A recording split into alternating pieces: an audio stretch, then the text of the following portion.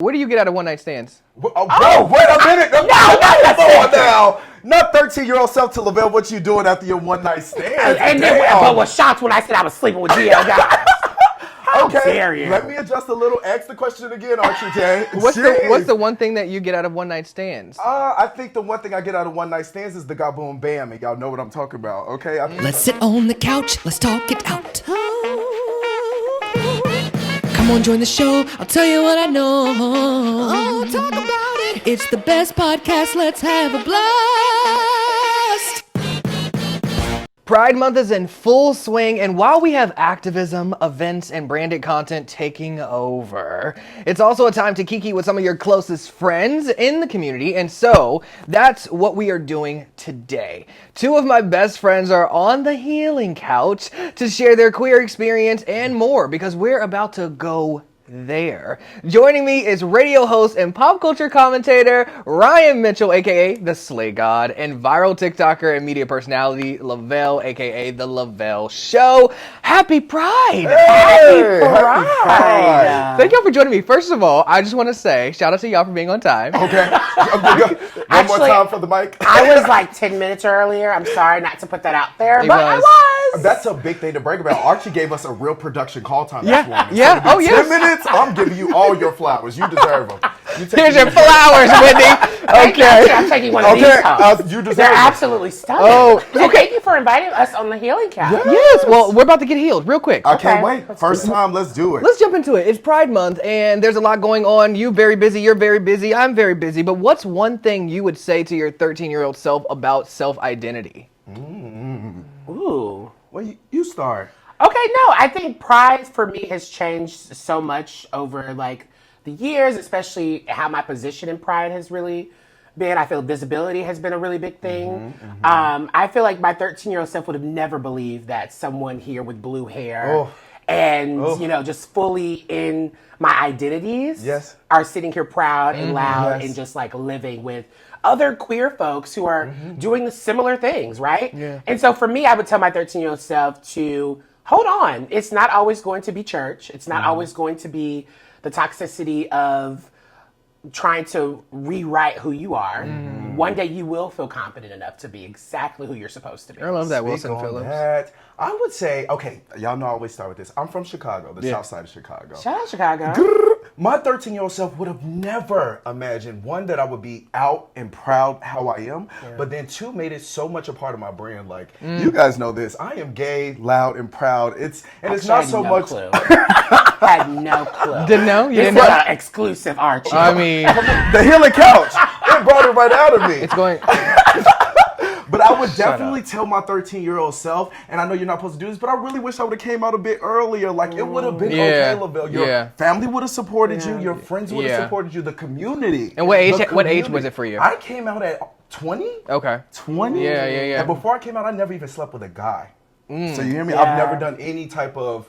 I never explored it, but I knew at 13 I was gay. Okay. So I would really tell my 13-year-old self, like, come on, let's do it a little earlier. I promise you'll be fine. What age was it for you, Ryan? I was 16 when I came out, but I was so my friends knew, but I really wasn't like super public. And I always have like regrets because I went to school with outwardly queer kids who would get like kind of picked on, but I felt like I had some weird position in my friend group where everyone kind of protected me in some sorts. I had a privilege where I was able to exist in these communities, and I felt like I really wanted, if I could always go back, I would feel like I would show up for them in more ways. Like, when you don't know, you just don't know how to show up for other people in these ways. And I constantly think about that because there were so many kids who were visibly queer, and they were the cool ones the entire time. While I was just like existing in my space, but like also like, sleeping That's with really DL good. guys. Oh, wow. Okay.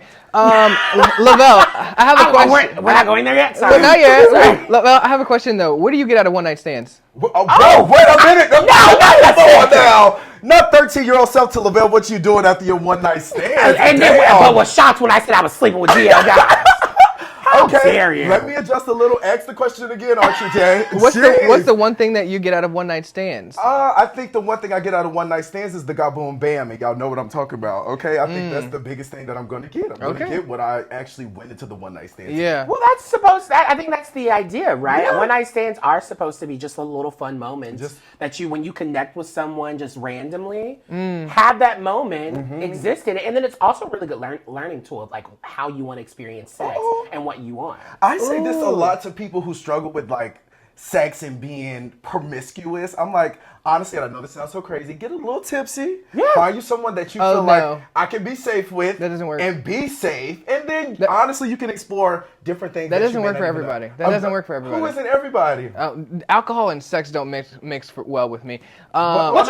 Here, and I think it increases my anxiety. And I think you should be clear. Like alcohol, like it depends on, you want consent. You don't want to be too tipsy to not have like the consensual angle. Okay, wait.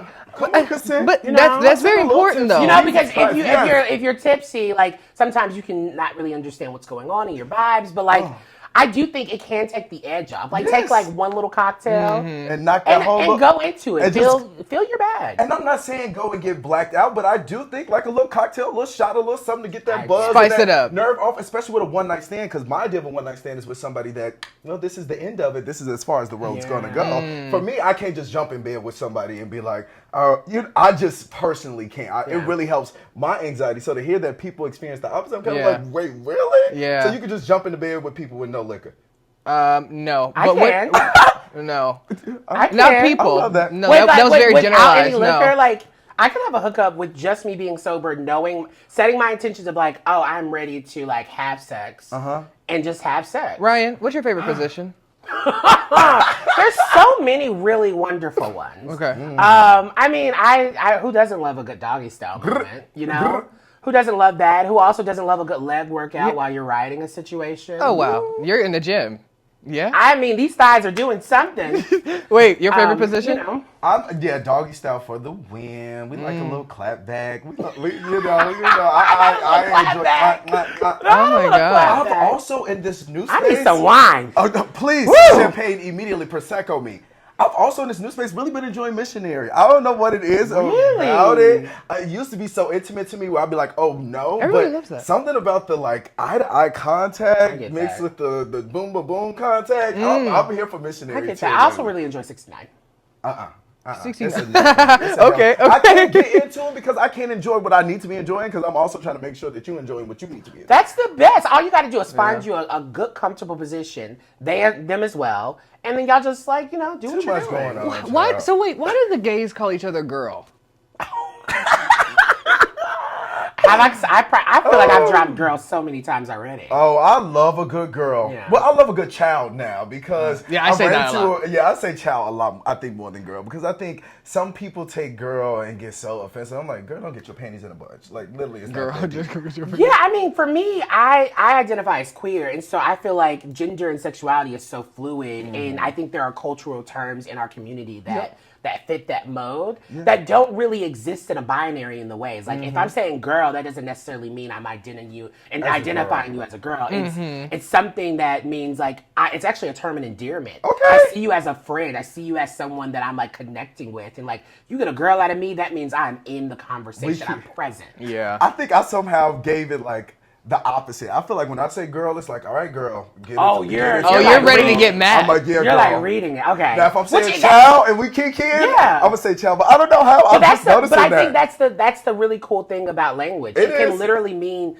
so many things. Wow. Okay, so since that can be divisive for some, when's the last time you felt like America was fully unified? You take this one. Okay. If ever. If ever. Honestly, that's going to be hard for me to say if ever. I think the last time I really felt unity, and I know it's going to sound crazy, but I think it was during Barack Obama's first election. I think the excitement from actually having someone of our skin color, running for president. And just, I remember that moment feeling so like, oh, there's actually going to be change. And I think everybody unified around that. And I think, honestly, that's what got him elected. Yeah. So for me, I'm going to have to go with a more political answer. I'm going to say Barack Obama's first, president campaign, his first run. Even when white people were calling him monkey? I think, because we still somehow pushed through it. I think it was a time where we still seen, okay, this still exists, but we can push past this. Yeah. You can call him monkey, but he gonna be the president of the United States. I don't know if I'm being quite honest, I don't want to be a downer, but I don't really know if the country has ever really been unified. Yeah. Historically, we've seen such, obviously, historically we've seen that we haven't been able to have equality in different ways. Yeah. I hope one day that we can get to that point, but I think it's going to take a lot of change and a lot of moments where we're not in situations that are overly politicized for us to all get on the same page. And I don't know if that's really going to happen because some folks want their things and no compromise, right? You know, some people don't want to listen to others. And I think when you can't listen to anyone else and step out of your own experience, then guess what? You're just never going to get to that place. And so I'm not really sure. I don't want to be a downer, but I'm hoping one day we can. That's valid. That's valid. Okay, so we live in LA. We are black. What's one word that comes to your mind being black and gay, living in a white gay land of Los Angeles? Ooh. You said one word? One word. That comes to mind?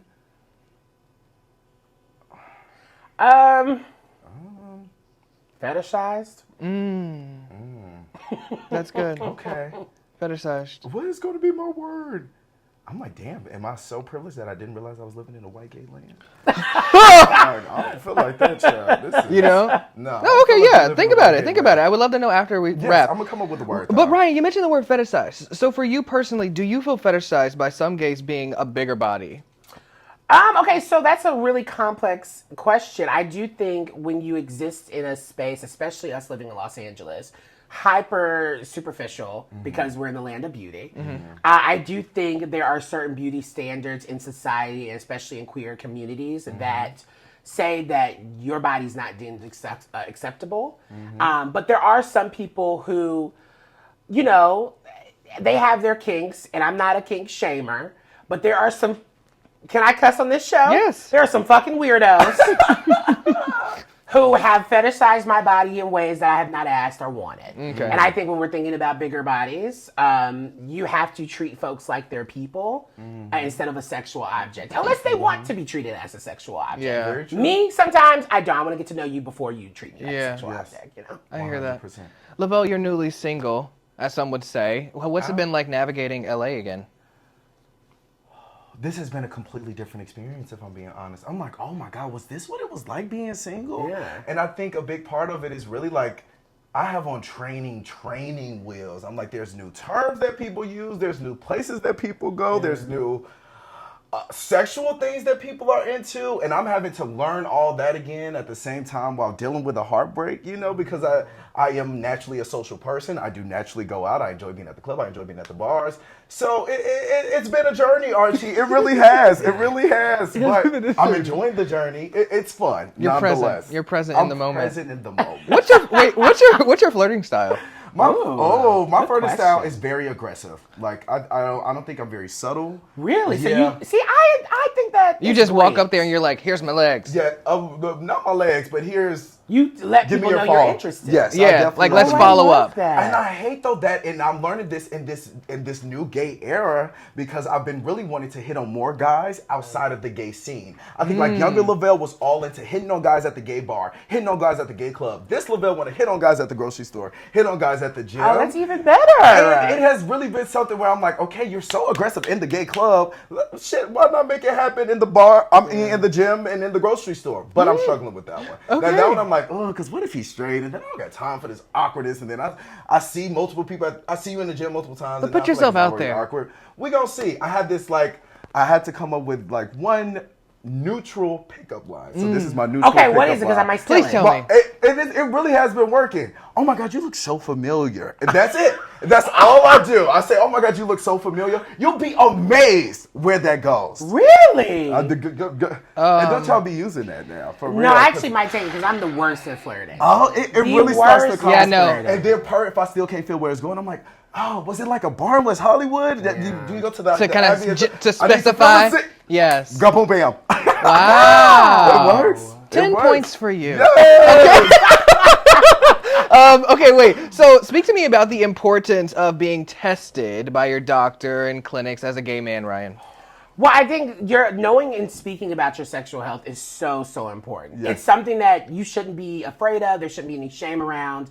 We should be really having those conversations. Like, I should be able to talk to someone that I'm, interested in and being like, when's the last time you've been tested? When's the last time you've had sex? Or all of these certain things without it feeling weird or awkward. Yes. I think the more we start doing that, the more that the shame goes away and we just naturally talk about it. And then also, if someone talks about something that they're going through that they have with their sexual history, don't shame them. 100%. Get it, please.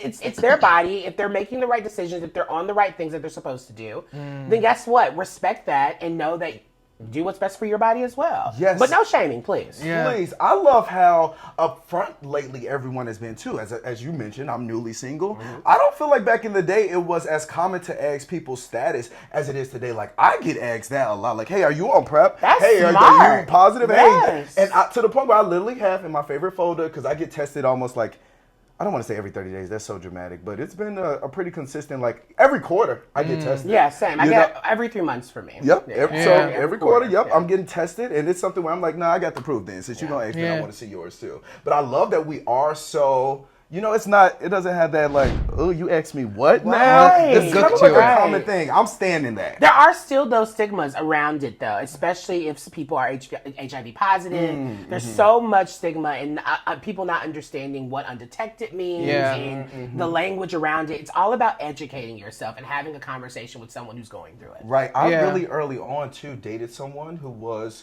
positive before, and I think my education started really with then dating that person to where now I can speak on things like being undetectable. This doesn't mean that you can't have sex with me. This blah, blah, blah, blah, blah, blah, blah. Yes. And I love that so many people also are using that type of verbiage and that, I don't know, maybe my experience, I just think overall as a culture, we really are shifting. I think things like PrEP and things like just, even this conversation is helping that. Yeah, and like we've kind of stated, HIV and STDs are easily spread from one partner to another, but STDs are preventable. The best way to prevent getting or spreading an STD is to be responsible about your sex life. Protect yourself and your partner, or what do I say? Partners. There are many ways to do so, from PEP to PrEP. Ask your doctor and get tested. So, Billy Porter, yay or nay? Depends on where Billy Porter is and doing. If Billy Porter's on the red carpet, nay. If Billy Porter's acting, maybe. I'm going to give it yay. I just like the representation that he gives, and I do like the visibility and the opportunities that he has to even go on the carpet and give us a dress. Okay. And what would you rather do? Cancel homophobia or find the cure for HIV? Whoa, that's a question with a punch. I know that's right. I would definitely, I would cure HIV. I would cure HIV personally. Oh my goodness. Yeah, I'm going with cure HIV. Well, I'm going to say that I would get rid of homophobia just because you can live a very healthy and long life with HIV and it's not something that you have to get cured. But homophobia needs to be done because people's lives actually are brutally murdered and things like that. So you have to think about that. But what a good answer. That's kind of hard. Okay, wait. Both sides of the spectrum. Okay, wait. What would your Real Housewife tagline be? Ooh, I love black people. Every time we get asked a question, we just laugh. Especially when we go get excited and come up with. Oh, I don't know. Okay, you go. I feel like you're good at this. Yes, I have mine. I stay ready. I have multiple ones, but I'm gonna say this one just for the Archie J Pride Month special. Okay. People think I'm the verse king, and I just let them. What are you? Please, questions that need answers. Oh my God. Okay, one, I'm going to answer this because it's been such a relevant, I've been getting this question a lot. Exclusive. Okay, this is an Archie J exclusive, so I'm going to ask it. And my biggest thing is I do not bottom shame. Honestly, no shade. If I was into bottoming, I would be bottoming. Okay. I really would. But because of multiple things like IBS and me not liking pain and da-da-da-da-da and boom, boom, boom, boom, boom, it's not my preference. Okay. And so since it's not my preference, I'm going to call myself a big-ass blouse. And if you don't know what that is, I'm a soft top. I love that. I love a butch queen. Ooh, and that's what I am. I mean, you see it in the flesh, but yeah, the kid, sadly, guys, doesn't bottom. That ain't my thing. Your Real Housewife tagline. Wow, I can't relate.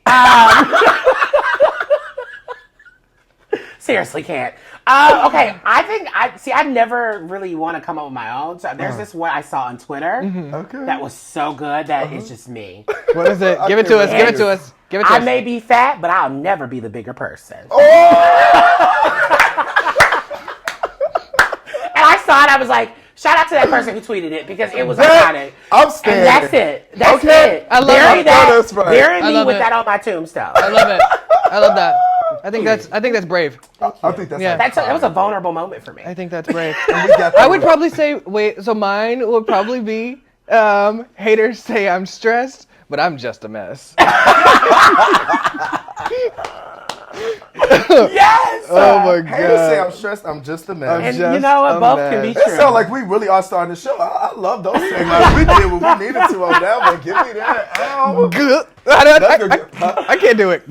Good. Oh god. I don't know. So when you see an interracial relationship, what are your initial thoughts? I hope they're happy. Yeah. Oh, Let me go. oh. Like, give me- I have a lot of thoughts, honestly. I really do. Really? Because it's something that I've really been wanting to explore. Okay. My friends know this. I really only date black men. But it's something that in this new space, I just really been wanting to kind of get outside of that. And so I'm always curious, like, how do you deal with the barriers between your culture? How much of the time do you guys spend educating each other? Do you guys like the same social things? Was that something you have to work at? I really have so many questions. I think my first thoughts is I just get inquisitive. I'm like, oh, I just want to know all about your I've relationship. dated a white guy. You have? Yeah, for sure. My thing is, I never felt like I needed to educate any more than if I naturally or organically didn't happen. Mm-hmm. So if I'm dating someone, I'm not a teacher. I'm not a professor. Okay. I get paid to do these things. I'm not entering a relationship where I have to. So hopefully that person coming into the relationship with someone who is black or a person of color, they need to be doing their own education. So of, like, was he what- educated? He most definitely was. Okay. Most definitely was. That's a big And Yeah. if there was things that I needed to get off my chest, like we had conversations about it. And for me, it's just like I hate a lot of the conversation around people wanting to date outside of their race. A lot of times especially black gay men can be very looked down upon if you're dating outside of blackness. Yeah. And it's just like, I think we should be able to date whoever, but I do also think we should talk about proximity to whiteness too. Yeah. I mean, I'll say that I have went on like a date. I've went on like 3 dates with like different white guys, and I think it hasn't even gotten like it's gotten as far as like the rimming, right? And I will just say it tastes different, and I don't prefer it. So let's say, What? yeah. Did you just Get say in that? there. You No, get in we're there. not letting you just jump past that one. Are you What's serious, the taste, Arch? I, Is it like Jolly Rancher? it tastes like bologna. Baloney! Can we? See, y'all about to keep me right where I am, because Okay. hell no. Okay. So let's play Fuck, Marry, Kill. Not Okay. baloney. Homophobia, politics, or hot dogs. Fuck, Marry, Kill. Say it one more time. I'm still thinking about it tasting like baloney. I know, right? I'm sorry. I'm I shocked. used to love a bologna sandwich. Homophobia, politics, or hot dogs. Homophobia, politics, or hot dogs? Fuck, marry, kill. Well, I gotta kill hot dogs. I hate hot dogs. Yeah, Blech. same. Oh my I don't God, like hot dogs ew. either. And then, fuck, marry, kill. The homophobia? Or what else? Hot politics. Politics? I'm gonna marry the politics. And I'm gonna fuck homophobia and make them change their mind. Can that actually be mine? That is actually, because I don't like hot dogs, so I like kill it. hot dogs. Kill. I'm most definitely going to marry politics. Glue. And yeah, I guess I'll hate fuck homophobia. I'm gonna Yeah. fuck that homophobia right out of them. Okay. Wait, y'all are wild. So Ryan, what would you say is the most detrimental factor of the Don't Say Gay bill? You know, it bans instruction on classroom discussion of the LGBTQ issues for kindergarten through 3rd grade. And it also kind of tackles mental health and counseling services. Yeah, I think what kind of your question when you asked us what we would tell our 13-year-old selves, right? Yeah. Kids who are going through that in Florida and across the country who are picking up these bills are literally being told to hate themselves because the world is hating you.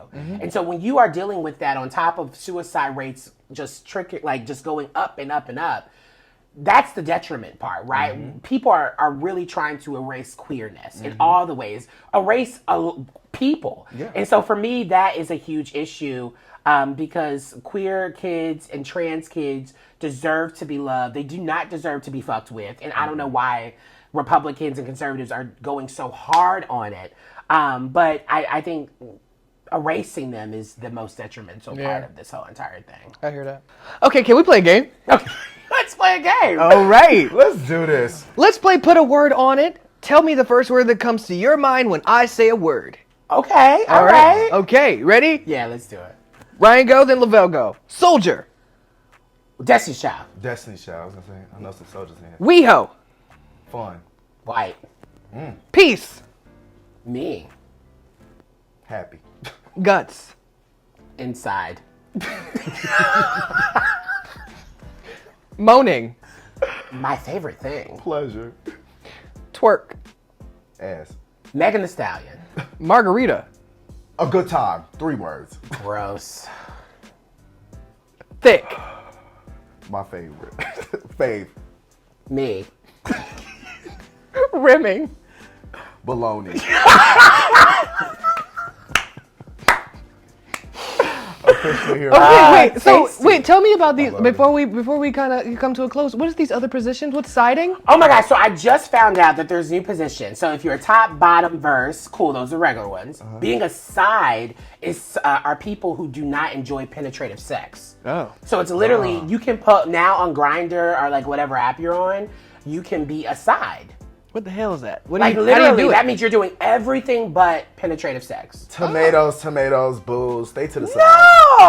But I think sexual versatility, well, like sexual, whatever you like. you know, versatility, and I guess when it comes to You tell me identity, we're gonna it's go in like- the bedroom and do everything but penetrate? Yeah, because some people do not like penetrative Tomatoes, sex. Some people don't like tomatoes, penetration. You don't like, I mean, you don't like penetrative sex. True.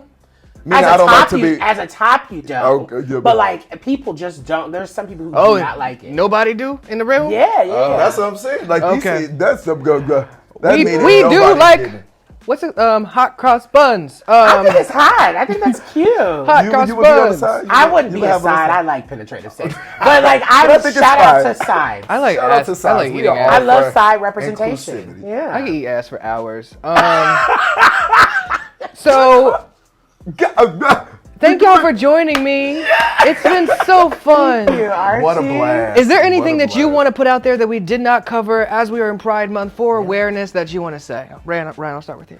Well, one, I just want to say congratulations on this beautiful show. I'm so proud of you. I think representation is something that you are really showing people that you can create and be your own person and do it the way that you want. And Yes.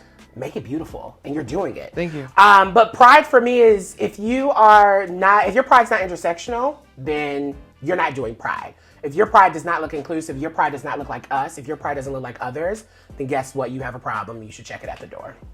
Yeah. Lavelle? I'm going to take my little PSA moment to honestly shed a little more light on the trans community. Yeah. Please. For me, even within myself, I noticed that I deal with my own, honestly, like, not stereotypes, but I deal with my own kind of barriers between me and that community. And so for me as a gay man, I really have been trying to really not only explore that community in terms of really grow relationships with some trans people, but also do my own education around that community because if anything that's said to me, and especially, you know, being a gay man, it really is seeing the community be so isolated, treated so badly. You know, I'm kind of like shocked when I hear the stories of like so many trans being murdered, then hearing the stats. And so I would really take this time to say, really do a little more education on the trans community, really kind of as best as you can, get rid of those negative thoughts that you may have, because honestly, I think that's just another form of homophobia that I think is at the lowest of our totem pole, sadly. Well, I it's feel like transphobia. It's it exactly really is. that. And, Yeah. and I, sorry, transphobia. And so for me, I really, even in my own self, I'm working on really like working past that I feel like the honestly community and world has put on us. You're bridging the gap. I'm trying to bridge the gap. You're Martin and I'm Luther encouraging King. everybody to really do so, even within our community. Yeah. Like Yeah, really it's very bridge important. that gap. We have to be there for our trans brothers and sisters Yes. and non-binary folks as well, like our siblings, because if we, in our own privileges that we have, if we're not there for them, if we're over speaking them, if we're Yes. not passing the mics in the way that we're doing, Yep. then how are we any different from like white people doing it to us? And it's Yeah. unfortunate that we have to connect race to these conversations, Right. but it seems like it's the only way that we can really understand how we are also contributing to the issue. 100%. Wow. I couldn't have said it better myself. Thank you so much for joining the couch. This was I feel healed. You said it was the healing couch, and honestly, I got some healing. Where did you get this couch? We gotta go take a shot. Come on, let's go. Happy Pride. Happy Pride, everyone. What's up, family? Thanks so much for tapping into this episode. Be sure to like, follow, and subscribe on YouTube and Instagram and wherever you get your podcasts from for listening pleasure. Don't miss our weekly Millennial Conversations Pod Post Edition right here. My name is Archie J, and thanks for joining me today.